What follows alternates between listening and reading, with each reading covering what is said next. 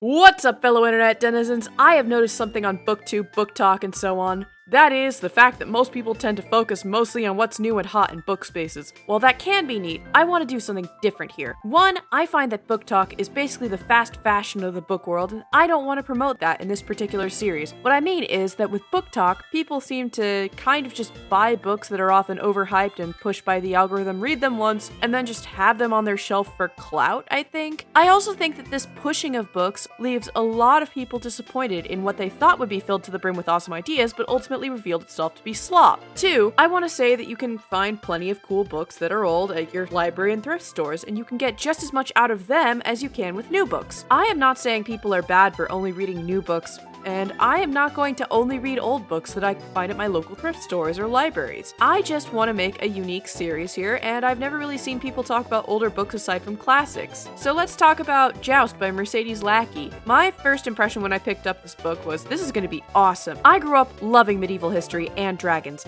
I lived a 30-minute drive from Anaheim, and I loved going to medieval times and watching the riders knock each other off their horses. So already, I was excited. The boy on the cover is dressed in Bronze Age attire.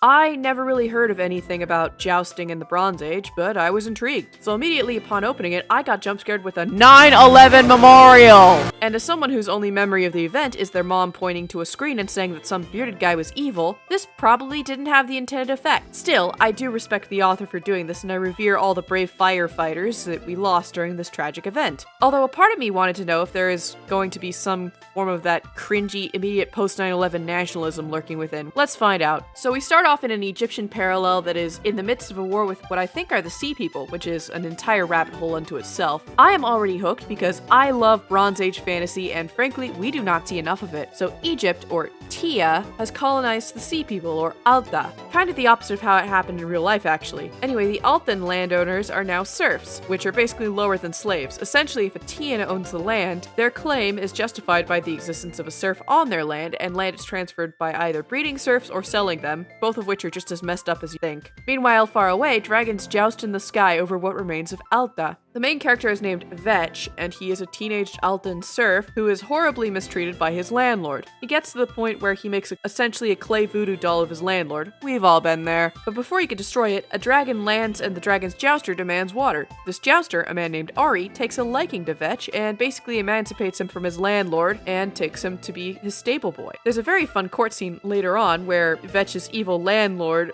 is driven to tears and his property is eminent domain. Vetch is so much happier in the stables and learns all about dragons and how to take care of them. So I'm a bit of a dragon nut, and I love all the different types of dragons in the media that I come across, and I love looking at what's unique about each type. Some are tiny little clay fellas with psychic links, others are gigantic and animalistic with no sign of intelligence apart from their propensity to steal wenches and so on. In this story, dragons are basically flying reptilian horses that have to be drugged with this plant called tala, think poppies but strong enough to blitz an elephant, so they don't go off and do their own thing. This is with the exception of the rare few that were raised by humans from their eggs, like Ari's dragon Cachette. These ones are basically puppy dogs, or rather goslings, that are imprinted on someone. In fact, Vetch, who grew up raising geese, notes a lot of similarities to geese throughout the story, especially with mother dragons. I love this. My dad raised geese when he was little, and from all the stories that I've heard and personal experiences from hiking and jogging in various goose-infested places, geese are just dinosaurs who hate you, especially when they have kids around. Sorry for the tangent there. Anyway, Vetch learns to love Cachette and ultimately wants a dragon just like him. However, he knows this is impossible as he's an Altan serf and can never be anything more than that due to how Tian society functions. All the while, he befriends Ari and learns about how war is affecting the jousters who fight it and how it's grinding people down. So one day, Vetch witnesses dragons get it on in mid-flight, nearly killing their riders. He's charged with taking care of the female while her jouster recovers. Vetch steals an egg from this dragon, and I will not go over what happens next because this was a good story and I want people to read it. So, I know what you're all wondering. Were there any 9/11 parallels here? Actually, not really. If anything, The only real parallels are that there is a war being fought in the desert, and many of the people fighting in this war don't want to be there and have witnessed atrocities. I'm actually surprised here because there's a lot of media from this time period that is very unapologetically America fuck yeah, and was probably paid to be so by the American government. I'm surprised by the show of restraint. If anything, this leans more towards the rise against and Green Day type of post 9/11 media, the anti-colonial war is hell kind that I enjoy. So my complaints mostly stem from a couple of minor issues. One, there's a few typos and awkwardly phrased sentences, but that didn't really faze me. What got to me, if anything, was the dissonance between some of the names. This took place in the Egyptian parallel, so of course, most of the Tian names were Egyptian sounding like Harakat, Kashet, Kefti, and so on. The main character is called Vetch, but that's understandable because his old master nicknamed him after a noxious weed. However, every so often there are Tian characters with names like Horisin, Bacon, and Fisk, which don't really fit the setting. Other than that, I enjoyed it. I am a total sucker for these sorts of boy and his dragon types of stories, and I'm sure a lot of my viewers are as well. Hell, I'm a sucker for anything with dragons in it. Anything with dragons that's done well, that is. After reading this, I have come to the conclusion that I need more Bronze Age fantasies.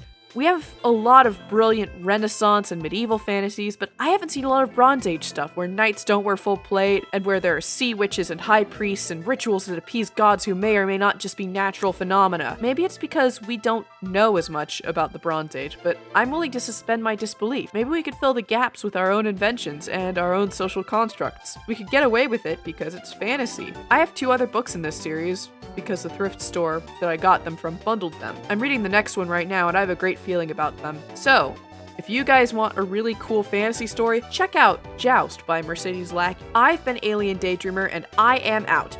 Bye!